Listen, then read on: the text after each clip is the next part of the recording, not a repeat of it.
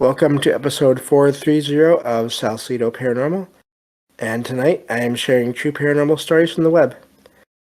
As always, you can find all episodes of the show, along with links to social media and other ways to contact me at the podcast page, and that is salcedoparanormal.podbean.com. That's SALSIDO paranormal.podbean.com. Always happy to hear from you all, whether you have comments or questions or topic suggestions or stories of paranormal experiences, whether they're your own or from others that you trust. Happy to either read those or have you join me on the show to talk about them. And thank you all for listening, whether you are here for the live streams on Discord or if you listen to the podcast or YouTube feeds. Or if you listen to the replays of the show every night, you can hear two of them, at 6 p.m. Pacific, 9 p.m. Eastern, right before Troubled Minds Radio comes on. And again, that's on, I'm not sure if I said that right, on the Troubled Minds Radio Network, KUAP Digital Broadcasting. And I always want to thank Michael Strange, host of Troubled Minds Radio, and Leah Martin, host of the Exile Minds podcast, for producing the show and putting in the music that you hear at the beginning and end of every show when you listen to those shows on the radio station. If you'd like to support the show, there are some different ways to do that. You can always share the show with others, rate and review it on your podcast platform of choice. Also, I've written some paranormal fiction and nonfiction books you can check out on Amazon. And then I have direct donation links to help pay for cover expenses for the research materials and equipment, and then also this trip I'm going on later this year to the Mid-Michigan Paracon. It's in Mount Pleasant. It's in the Soaring Eagle Casino and Resort this November 4th and 5th. That's a Saturday and Sunday. And there's, of course, whenever you do a trip like that, there's expenses for all that, so any help would be appreciated, but never expected.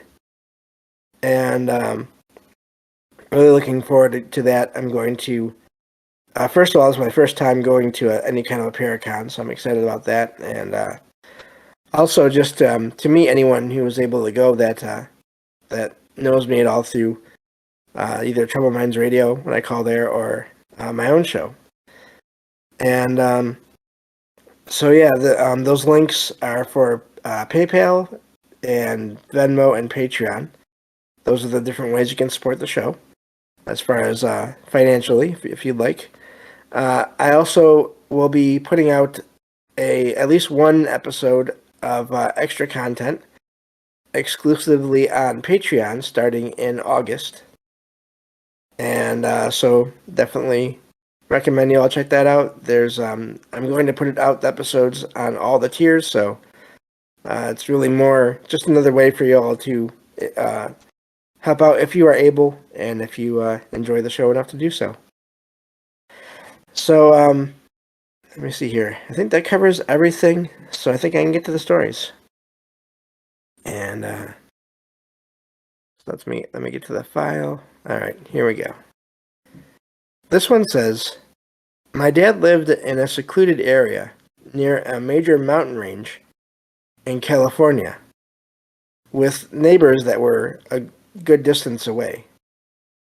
He says he frequently saw a red dot resembling a laser pointer.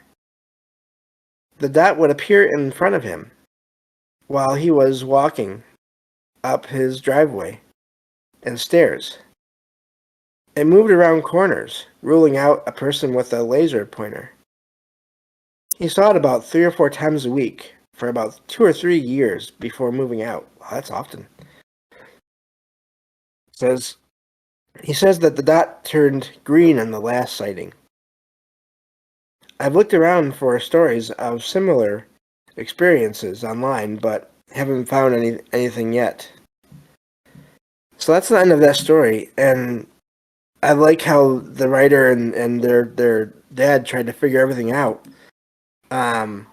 It seems like if it was, I would think, maybe someone can correct me on this, if it's a laser pointer, the dot isn't just going to be in the air.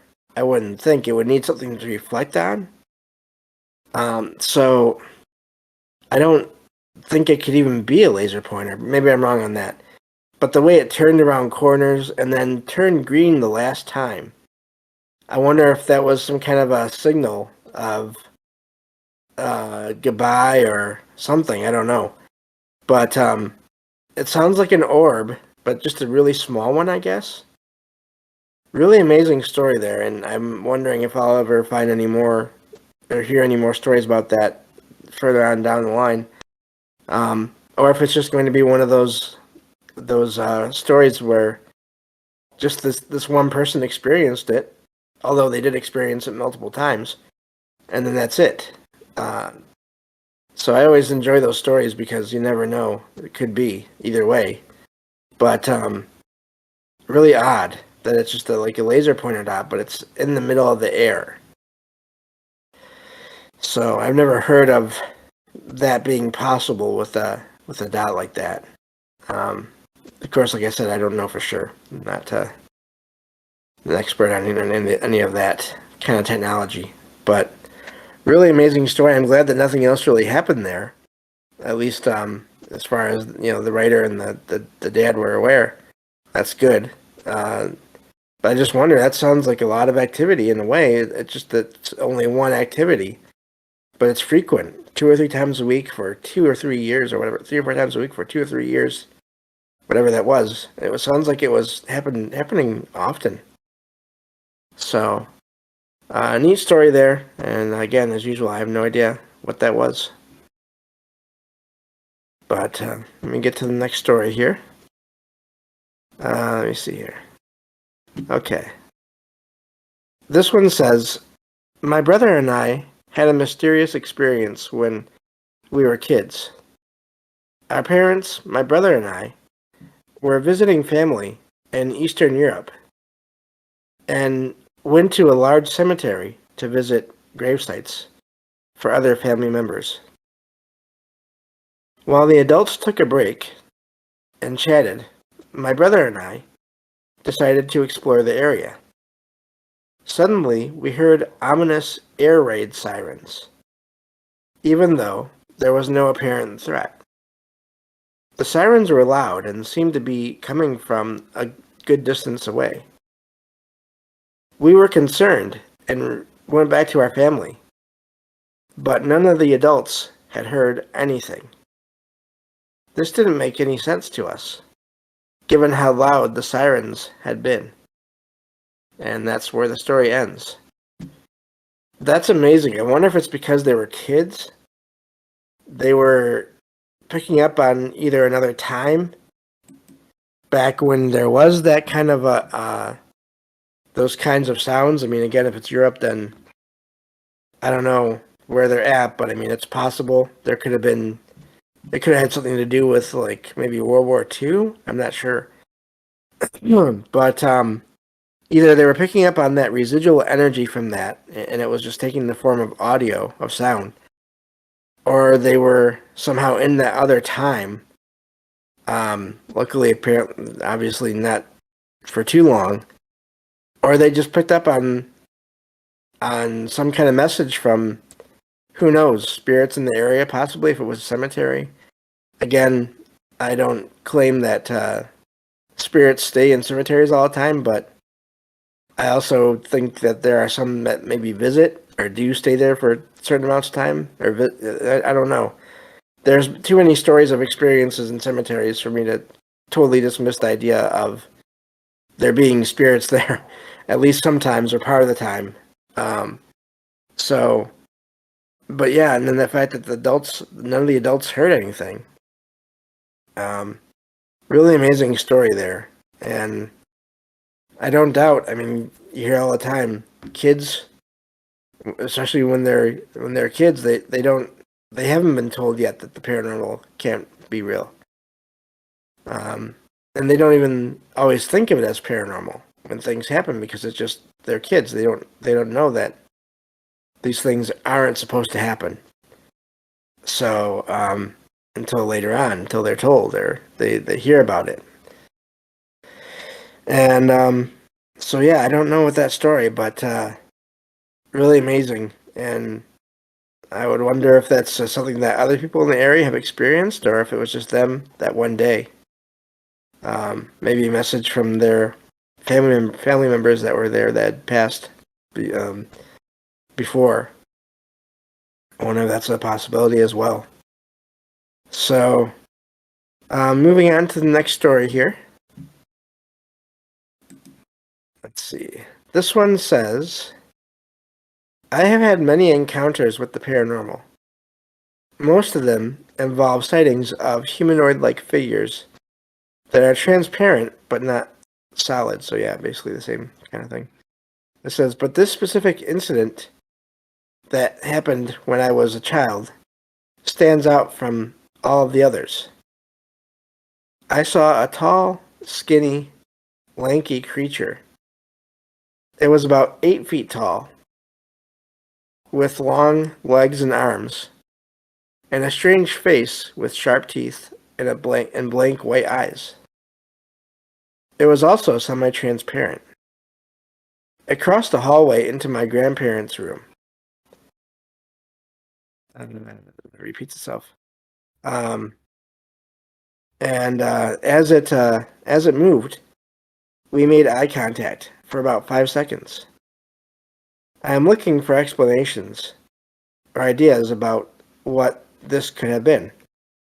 And this story is amazing in a way because the description of it sounds almost like a cryptid. Like I believe it's a rake or like similar kind of, or even almost like alien-like in a way as well.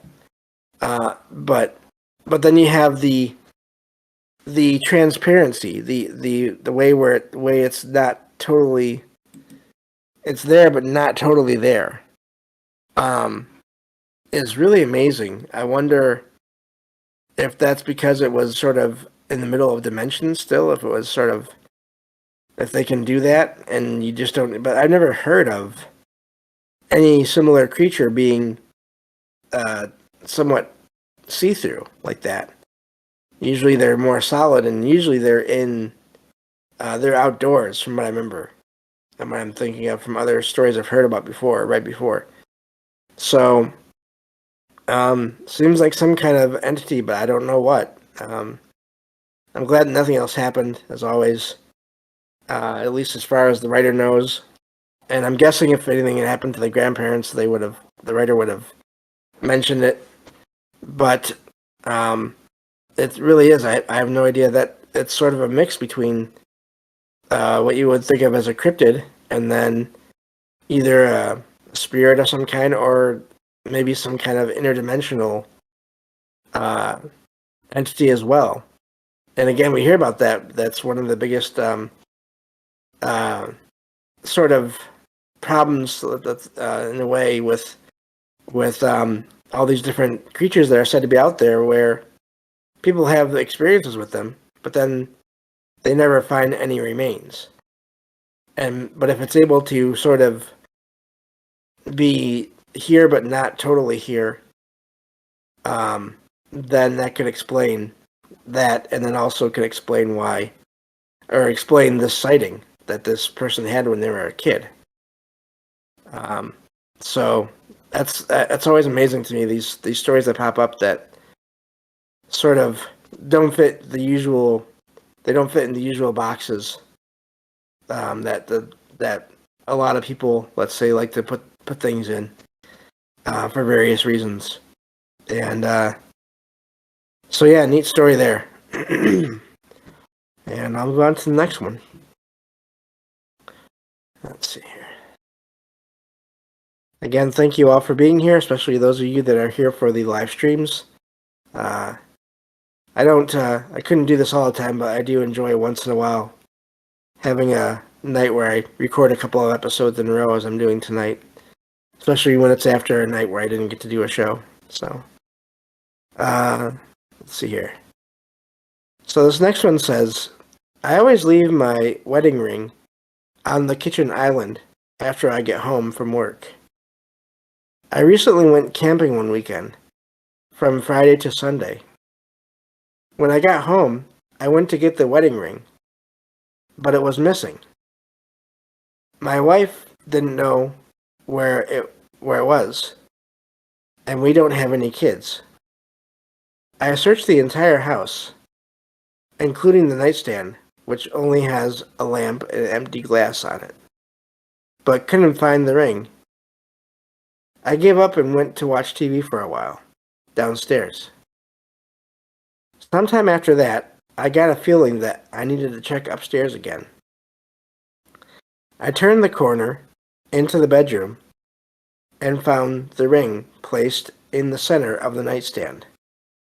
Between the shock and other emotions I felt when the ring went missing, I began to cry.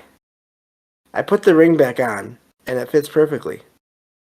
I still don't know what to think of this incident. So that's where that one ends. I've heard of, obviously, a lot of us have probably heard of objects vanishing and reappearing before. There's that other factor, though, in that story of the feeling. It's like the writer was getting maybe some kind of message from who knows what or who about the ring and about that they'd be able to find it. And of course they did. And that's amazing because, again, what's causing that? Is it just some kind of a sense that the person had on their own, intuition maybe, or were they being contacted by someone else? And it always is amazing to me when objects go missing and then reappear. I think sometimes that can just happen at random, due to various environmental conditions around us that we can't really describe or don't know how to explain yet.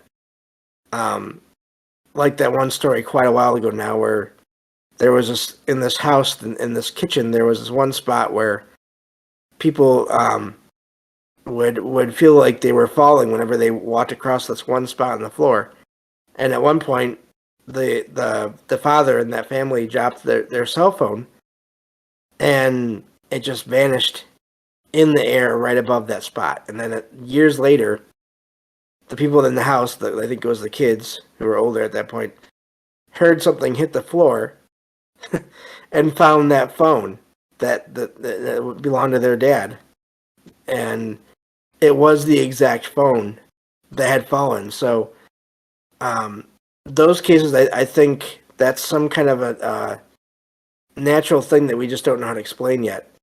I wonder, but then there's this one where I don't know. This seems like it could be a mix of a couple things. Maybe where, there's always the option that someone was curious about the ring and wanted to look at it for whatever reason. But then you also have, I wonder if it was one of those cases where it did vanish due to some natural event that we can't describe yet, obviously. But then someone wanted them to have that ring back and was able to get it and then put it in a location and let the writer know, go check on that spot again. And then it was there. Again, these are all just thoughts on how things could work. I don't have any idea for sure, but that's sort of where I'm at now, is trying to figure out in a lot of these stories, does the activity seem intelligent, like it has consciousness or not? And that's sort of where my focus has been on lately when it comes to these objects moving and just these stories of these experiences in general, because I think that's a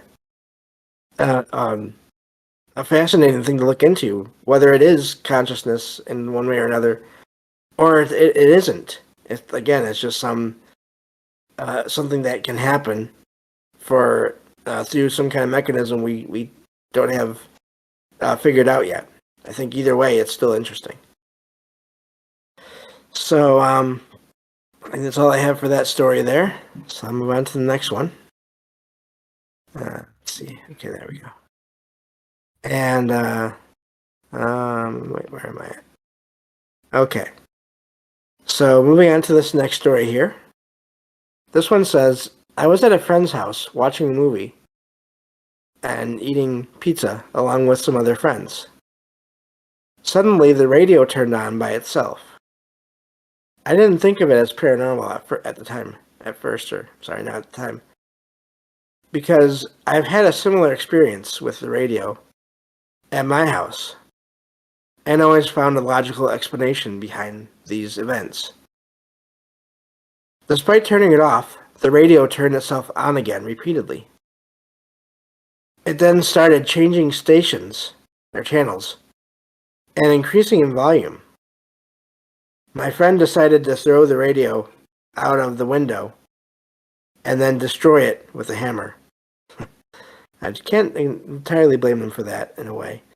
Back to the story. It says, based on some things my friend has told me about this house, or their house, I believe that the radio's behavior was not due to electrical issues, but rather a paranormal entity. My friend believes that his house is haunted. There have been multiple sightings of a spirit in the basement by my friend and their family. So my friends and I think that the spirit was responsible for manipulating the radio. And that's where that story ends. If it wasn't for the family having sightings of someone or something, then I could still maybe write the radio off as being something wrong with the radio. But when there's other things going on, that always makes me wonder about those kinds of things. And it sounds like it's multiple people that have had the sightings. Obviously, there was multiple people there when the radio was being manipulated, as the writer says there. I don't know, but it really is amazing when you get one of these stories, and at first you're thinking, well, this could maybe be explainable, and might not be anything that important. But then you have those other factors that add to it, that make it seem like, well, maybe it was. I mean, of course, the funny thing is, to me, I understand why the writer's friend did that, but also if there is a spirit there, destroying the radio is only going to handle the radio. And if they get another one, then But again, if you're not used to these things, I can understand why you'd want to get rid of whatever the object is that's being messed with, possibly. And it does sound like it was multiple features of the radio that were being manipulated too. It's not just a power turning on or off thing. So, and again, I wonder what that is. It because there was someone there trying to get their attention, trying to get a message across to them. But it's always hard to tell with these stories. I wonder if this apparition was seen only in the basement. That'd be again, with these stories, there's always more questions than the writer is ever able to answer, and just in their initial post, because it's just one post, it's just one story, and they write what they can, but then there's no easy way unless you want to sort of leave comments on the websites where these stories are posted. But then you never know, they may never look at the thing again, so you may still never get any other details. So yeah, I don't doubt that the radio could have been manipulated, especially with other sightings. I wonder. It's too bad the writer's friend didn't describe what they saw more. I'd be curious about that as well. But that's how it goes with these stories. So I think that's going to do it for the stories today. Again, thank you all for listening. And also, again, I'll be going to the Mid-Michigan Paracon this year, November 4th and 5th. If you, I'll be leaving the link to the event website in the episode description. So let me know if any of you all go there, and we can meet while we're there, maybe. Also, just again, if you'd like to support the show, There are those donation links that, and all proceeds there would be put towards going to this event. So, especially right now. So, thank you all for listening, and I will talk to you all on the next episode of Salcedo Paranormal. Take care.